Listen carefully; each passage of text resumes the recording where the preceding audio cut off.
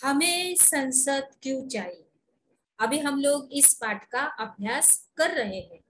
तो चलिए बच्चों, अभी हम लोग आगे बढ़ते हैं। सरकार को नियंत्रित करना, मार्गदर्शन देना और जानकारी देना। जब संसद का सत्र चला रहा होता है तो उसमें सबसे पहले प्रश्नकाल होता है।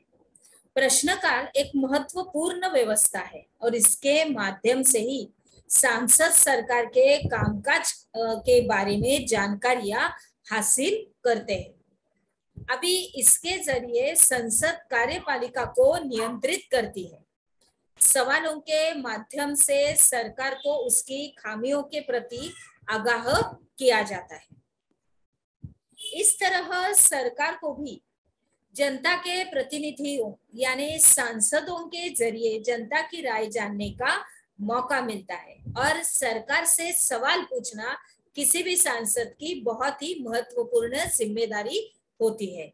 लोकतंत्र के स्वस्थ संचालन में विपक्षी दल एक अहम भूमिका अदा करते हैं। वे सरकार की नीतियों और कार्यक्रमों की कमियों को सामने लाते हैं और अपनी नीतियों के लिए जन समर्थन जुटाते हैं।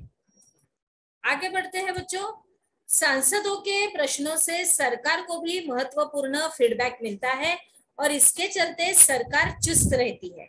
इसके अलावा वित्त से संबंधित सभी मामलों में संसद की मंजूरी सरकार के लिए बहुत ही महत्वपूर्ण होती है और यह उन कई तरीकों में से एक है जिसके माध्यम से सांसद सरकार को नियंत्रित करती है, उसका मार्गदर्शन भी करती है और उसको सूचित करती है कि जनप्रतिनिधियों के रूप में संसद को नियंत्रित, निर्देशित और सूचित करने में सांसदों की एक अहम भूमिका होती है और यह भारतीय लोकतंत्र का एक मुख्य आयाम है। कानून बनाना संसद का एक महत्वपूर्ण काम है। संसद में कौन लोग होते हैं? संसद में विभिन्न पृष्ठभूमि वाले लोगों की संख्या बढ़ती जा रही है।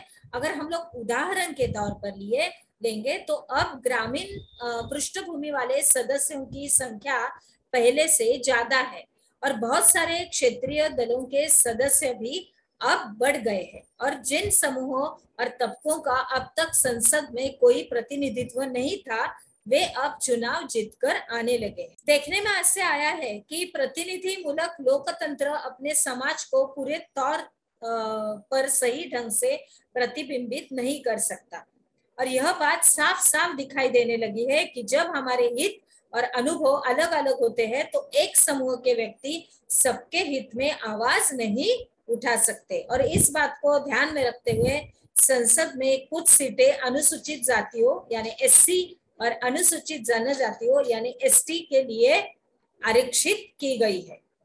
ऐसा इसलिए किया गया है ताकि इन जो चुनाव होते हैं तो इस चुनाव क्षेत्रों में से केवल दलितों और आदिवासी उम्मीदवार ही जीते और संसद में उनकी भी उचित हिस्सेदारी हो और उनसे ये उम्मीद की जाती है, उनसे ये चाहते हैं कि वे दलितों और आदिवासियों की जिंदगी से जो जुड़े हुए जो मुद्दे हैं वो उन सारे मुद्दों को ज्यादा अच्छी तरह संसद में उठा सकते हैं। इसी प्रकार हाल ही में महिलाओं के लिए भी सीटों का आरक्षण का सुझाव पेश किया गया है और इस सवाल पर भी अब भी बहस जारी है।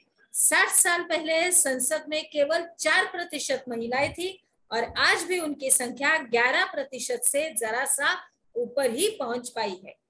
जब आप इस बात पर ध्यान देते हैं कि आधी आबादी औरतों की है तो यह साफ हो जाता है कि संसद में उन्हें बहुत ही कम जगह मिल रही है। अभी हम लोग एक यहाँ पर चित्र देख रहे हैं बच्चों कि ऊपर उक्त चित्र में कुछ महिला सांसद दिखाई पड़ रही है। आगे बढ़ते हैं। हमने क्या सीखा इसके अंतर्गत? संसद में लोग कौन होते हैं? इस सवाल का जवाब आप लोगों को अपने नोटबुक में लिखना है। तो चलिए अभी हम लोग अपने अगले पड़ाव में प्रवेश करते हैं।